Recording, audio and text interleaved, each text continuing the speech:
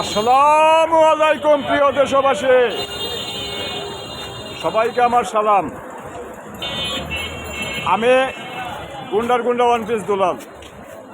আমি গুন্ডামি করি কলম দিয়ে, আর গুন্ডামি করি যেখানে দরকার, মানে যে গুন্ডাদের উপরে গুন্ডামি করি যেখানে দরকার, অর্থাৎ দুর্নীতি, সন্ত্রাস, চাঁদাবাজি, রাহাজানি, খুন খারাপি।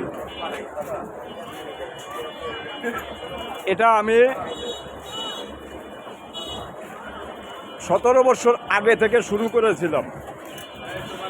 তার আগের রাজনীতির জীবন আমার এখানকার বাদই দিলাম। সেই 90 সাল পর্যন্ত এখানে বিএনপির কোনো অস্তিত্বই ছিল না। এখানে বিএনপির অস্তিত্ব তৈরি করেছে আমানুল্লাহ আমান সাহেব 91 সালে নির্বাচনে ক্ষমতায় এসে উনি এখানকার বিএনপি গঠন করেছেন। তখন বিএনপির কোনো অস্তিত্ব ছিল না।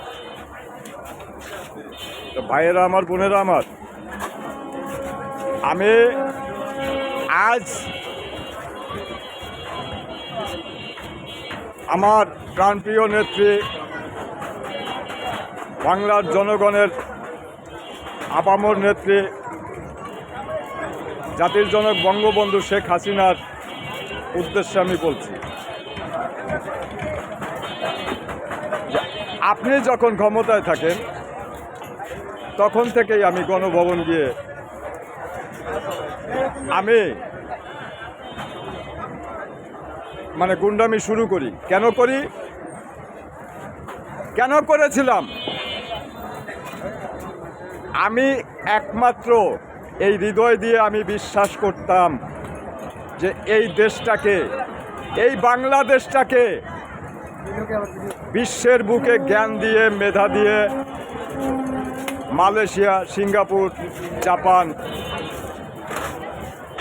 অন্তত আমাদের এশিয়ার ভিতরে এমন একটা ভাবে তৈরি করতে চেয়েছিলেন, আর শুরুও করেছিলেন তাই।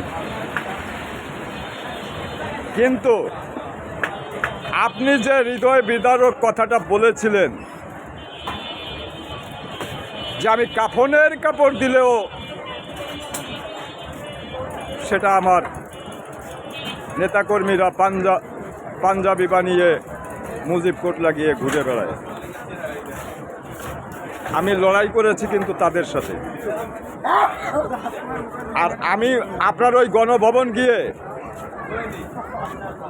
অনেকবার আপনাকে আমি বলতাম যে সিরাজের ছিল মোহনলাল, শেখ হাসিনার আছে গুন্ডার গুন্ডা ওয়ান পিস দুলাল। মোহনলাল ভুল করেছিল। যুদ্ধ যখন জয়ের দ্বার প্রান্তে, মীর জাফর তখন বেইমানি করে সেই যুদ্ধবিরতি ঘোষণা করে। মোহনলাল তখন গিয়েছিল নবাবের কাছে, নবাব সিরাজউদ্দৌলার কাছে অনুমতি চাই। মোহনলাল যদি সেদিন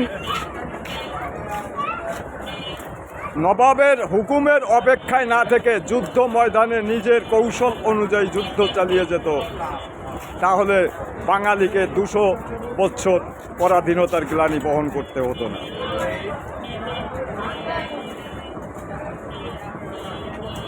আমি ওয়ান পিস দুলাল, আমি আপনাকে বলতাম যে সিরাজের ছিল মোহনলাল আর শেখ হাসিনার আছে ওয়ান পিস দুলাল। মোহনলাল ভুল করেছে, কিন্তু আমি ভুল করব না। আমি কিন্তু এখনও লড়াই করছি এবং আপনাকে এ দেশে সসম্মানে আবার ফিরিয়ে এনে আবার এই দেশটাকে জ্ঞান দিয়ে, মেধা দিয়ে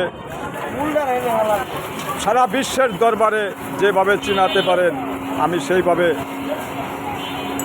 কাজ করে যাচ্ছি।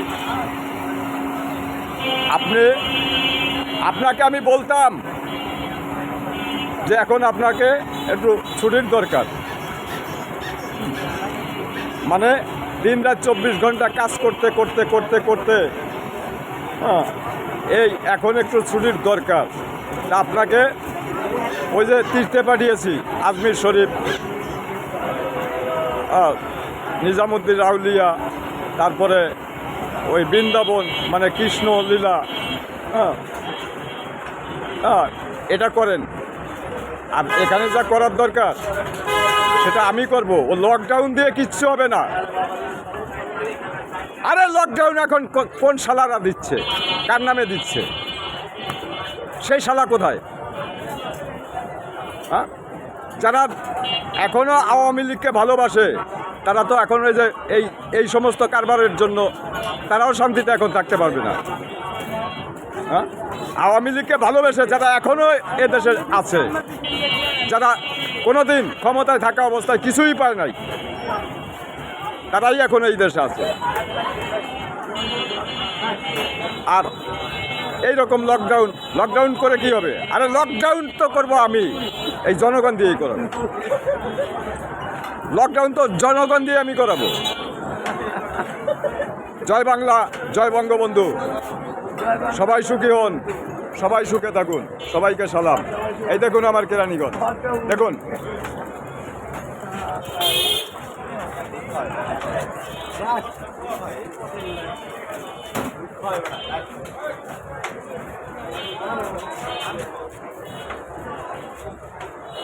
দেখুন